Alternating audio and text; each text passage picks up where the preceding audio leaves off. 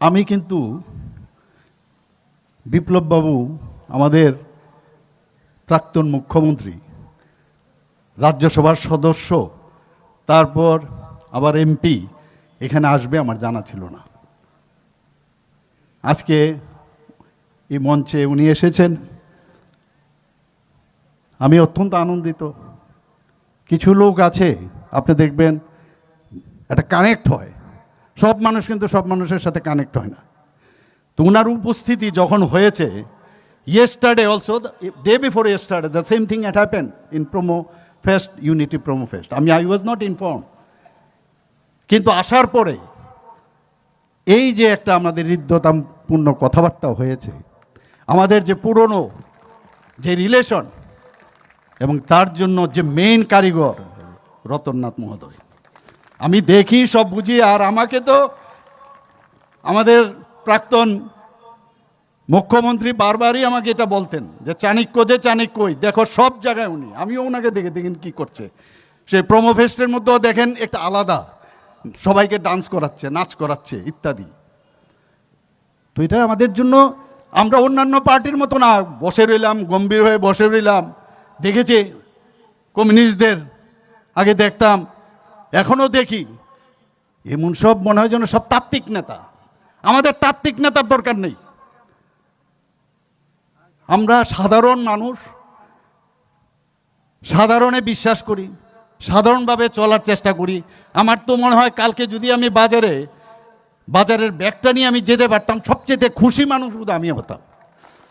কিন্তু কি করব, আলটিমেটলি আমি যে ঘর থেকে বেরিয়েছি, যে বুথ থেকে আমি বেরিয়েছি, সবাই তো সব জায়গায় এখন যে জায়গায় আছে থাকবে না। কাজে নিজের রুটকে কিন্তু ভুললে চলবে না। এখানে পৃষ্ঠা প্রমুখ ভাই বোনেরা আছেন মোর্চার, আমি শুনলাম যে বাইরের এখান থেকে আরও দুটো যে বিধানসভা আছেন সেখান থেকেও যারা মণ্ডল প্রেসিডেন্ট এবং ওইখানকার যারা নেতৃবৃন্দ তাদেরকে এনেছেন। 7-8টা আমাদের যে মোর্চা আছে সেই মোর্চাদের এখানে সমস্ত লিডার এখানে উপস্থিত। আমি সবাইকে করজোরে নমস্কার এবং প্রণাম জানাচ্ছি। বন্ধুগণ, আমাদের মাঝে উপস্থিত আছেন যার কথা আমার মনে হয় যত বেশি বলবো ততই কম হবে। রতনদা আমাদের এই এলাকার সবার আদরণীয় বিধায়ক, পাশাপাশি আমাদের ত্রিপুরা রাজ্যের মিনিস্টার। আমাদের বিধানসভায় যখন যায়, যেটা আমাদের প্রাক্তন মুখ্যমন্ত্রী বলছিলেন যে আমাদের যে যশস্বী গৃহমন্ত্রীজি উনি যখন কথা বলছিলেন আমি শুনছিলাম, নতুন মুখ্যমন্ত্রী হলে অনেক সময় সমস্যা হয়, এবং সেই জায়গার মধ্যে ওনাকে কি বললেন, কারণ ওনাদের এত বেশি এক্সপিরিয়েন্স, সেই এক্সপিরিয়েন্সের ভিত্তিতে বললেন ওই একটু ছোটো মতো যে একজন লোক আছে ওনার সাথে কথা বলুন। আমি দেখতাম, আমি 2016-তে আমি ভারতীয় জনতা পার্টিতে যোগদান করেছি।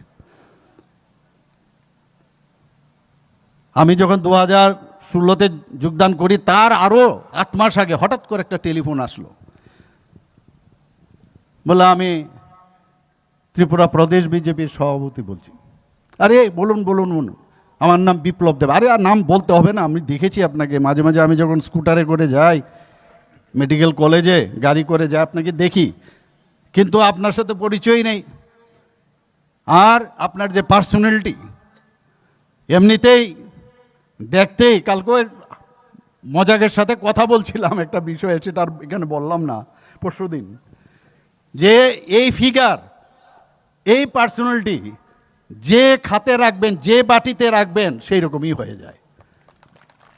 মুখ্যমন্ত্রী হিসাবে যখন আমাদের মাননীয় আমাদের যশস্বী প্রধানমন্ত্রীজি ওনাকে বানিয়েছেন, তখন এই রতনদার পরামর্শে আস্তে করে 4.5 বছর প্রায় উনি ত্রিপুরা রাজ্যের উন্নতির লক্ষ্যে কাজ করে গেছেন। তার আগেও পার্টির জন্য কি করেছেন আপনারা সবাই জানেন। আমি যখন এই ফোন পেলাম, আমি বললাম কি বিষয় বলুন। এবং প্রথমে সুবল ভৌমিক ফোনটা করেছিল আমাকে, আমাদের প্রদেশ বিজেপির সহসভাপতি। ফোন করে, আপনি দাদা একটু কথা বলেন। তখন বললেন যে আপনার নামটা দিতে হবে। কি নাম? বলে আমরা ডক্টর সেল করছি দিল্লিতে, এই সেলে আমি না একটু রাজনীতির সবসময় কমিউনিস্টদের এগেনস্টেই, জনবেন্ট থেকে এদের এগেনস্টে আমি ছিলাম। তো হঠাৎ করে এই ধরনের, আমি বললাম আচ্ছা দিয়ে দিন।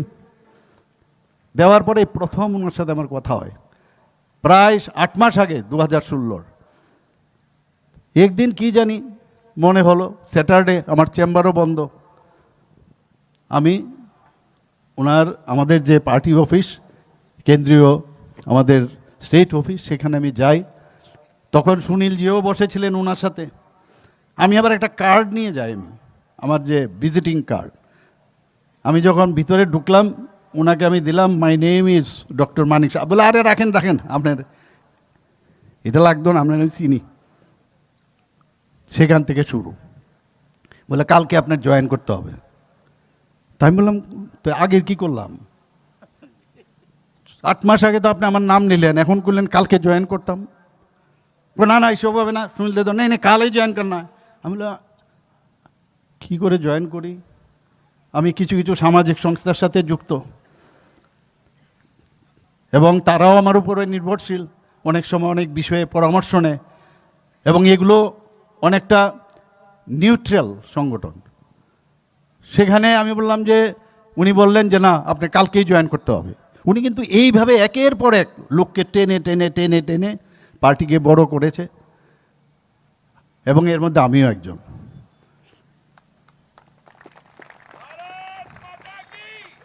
বন্ধুগণ, আমার এখনো মনে আছে তখন এই খবর যখন স্ক্রল হচ্ছিল টিভির পর্দায় নিচে, যে ডাক্তার মানিক সাহা, আমার যদ্দূর নাম ছিল পেশাগতভাবে সবাই চিনে, সেই হিসাবে স্ক্রল হচ্ছে ডাক্তার মানিক সাহা কালকে বিজেপিতে জয়েন করছে।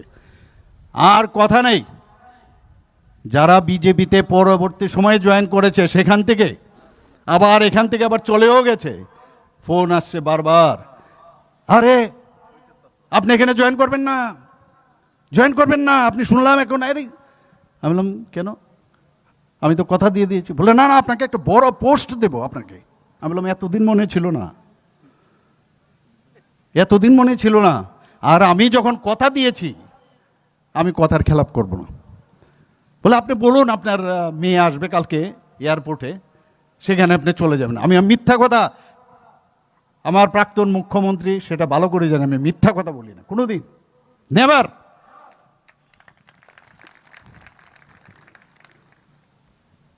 আমি আমার যে সব সামাজিক সংস্থাগুলো ছিল তাদের সাথে সকালবেলা গিয়ে ওদের সাথে আমি কথা বললাম, ভাই আমি তো জয়েন করতে যাচ্ছি ভারতীয় জনতা পার্টিতে, তোমরা যেহেতু একটা নিউট্রাল সংগঠন, এগুলো প্রচুর 3-4টা এরকম ছিল, আমি যদি থাকি তাহলে তোমরা পলিউটেড হয়ে যাবে, তোমরা কিন্তু বলবে এটা বিজেপির সংগঠন, কাজে আমাকে প্লিজ, আমি কিন্তু এই কাজটা করি। এসে জয়েন করলাম। সুনীলজিও ছিলেন, আমাদের প্রাক্তন মুখ্যমন্ত্রীও ছিলেন, ফণিদাও ছিলেন, আমার মনে আছে। জয়েন করার পর সেই শুরু হলো যাত্রা। একটু কীরকম যেন একটা লাগছিল, ওই যে ক্লাস 1-এ যখন স্কুলে যাই না প্রথম, এখন যে আমরা অনেকগুলো স্কিম করেছি, রতনদাই এই স্কিম করেছে, যে কিছু যে 14 দিনের কোর্স, যে অ্যাক্লামেটাইজেশন করতে হবে। এই যে বিজেপিতে জয়েন করলাম, অ্যাক্লামেটাইজেশন লাগবে, সেই পরিবেশকে খাপ খাওয়াতে হবে, আমার অবস্থাটা সেরকম হয়েছিল।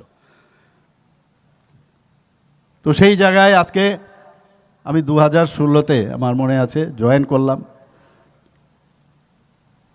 এবং পরবর্তী সময়ে আমাকে বলে আপনার একটা জায়গায় যেতে হবে, বিস্তারক। আমি বললাম এটা আবার কি বিস্তারকটা কি? তো সাংঘাতিক। আরে তো বিস্তারক নিয়ে পড়াশোনা করতে লাগলাম। তখন তো গুগলও এরকম ছিল না, বা জানি না এইসব বিস্তারকের আবার আসবেও কিনা সেরকম। এখন যেমন কথায় কথায় আমরা সব কিছু করতে পারি। বিস্তারক নিয়ে পড়াশোনা করালাম। আচ্ছা এই কাজ গেলাম আমি আর রাজীব বাবু, কীভাবে যাব? একটা ছোট গাড়ি, সেই ছোট গাড়ি কোনো রকম ব্যবস্থা করে সেখানে গেলাম। সোনামুড়াতে গিয়েছি প্রথম। সেখানে একটা মোটামুটি একটা কি বলবো ডেলিপিটেড একটা যে হলঘর ছিল, সেখানে গিয়ে আমি যখন আমার বক্তব্য আসলো এবং আমাকে উপরে বসালো, রাজীব বাবুও ছিল, তখন বলছে একজন মাইনরিটির একজন ব্যক্তি যখন বলছে ভারত মাতা কি, আমি অবাক হয়ে গেলাম যে সোনামুড়ার মতো জায়গায় আজকে একটা মাইনরিটি ভারত মাতা কি জয় বলছে। নিশ্চিত 2018-তে ভারতীয় জনতা পার্টির সরকার হবে। আমার মনে আছে একবার, আমি জানি না, আমি আজ পর্যন্ত ওনার সাথে আমাদের যে আজকে এখানে যিনি বসে আছেন, একটু আগে যিনি বক্তব্য রাখলেন,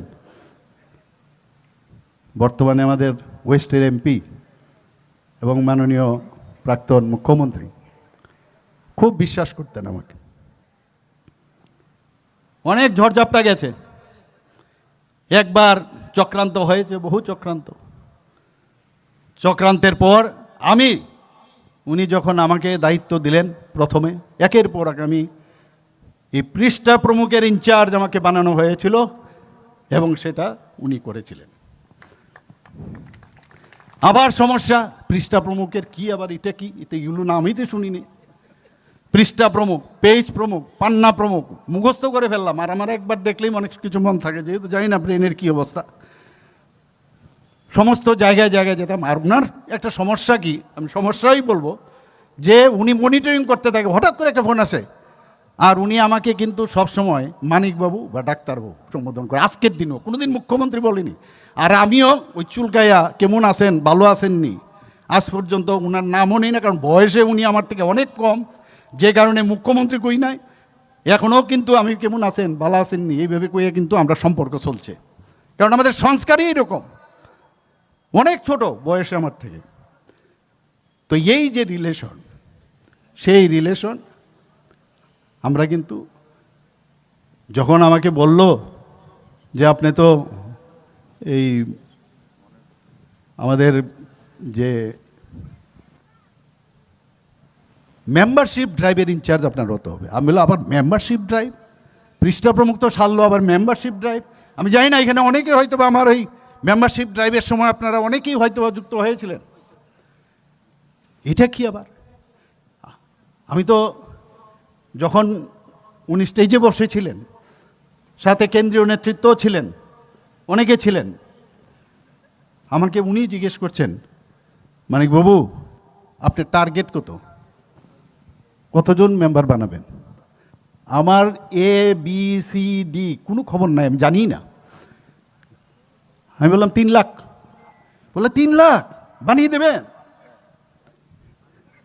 আমি বললাম বেশি তো বলে ফেলিনি, হারি আমি তো বুঝতে পারলাম না, এখন তো বলাও যাচ্ছে না।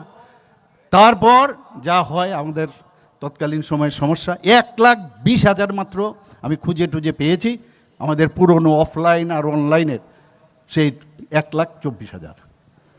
সেটার থেকে কাজ শুরু হলো বিভিন্ন জায়গায়। আর রিপোর্টিং তো দিতেই হবে, প্রতিদিন হোয়াটসঅ্যাপে বসে বসে পাঠাই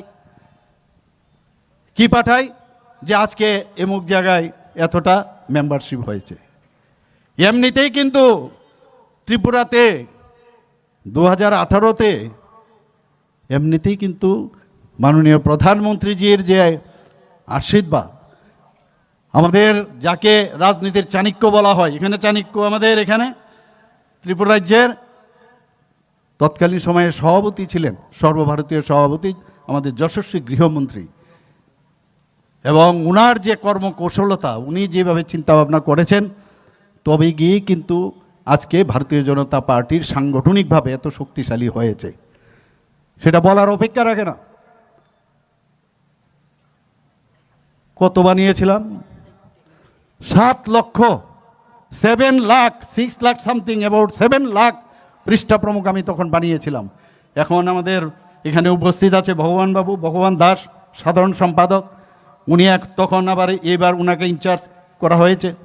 ওনাকে আমি যতটুকু পেরেছি ওনাকেও আমি সাহায্য করেছি, দিস ইজ দ্য ওয়ে, তুমি এইভাবে করো। আমি কিন্তু কাজে আমি যতটুকু করেছি তার থেকে তোমার কিন্তু বেশি করতে হবে, এবং সেটা উনি করে দেখিয়েছেন। তো এইভাবেই আমরা কাজ করেছি। কিন্তু গতকাল আপনাদের জন্য মানে কি বলবো, আজকে যেহেতু আমি স্টেজ পেয়েছি,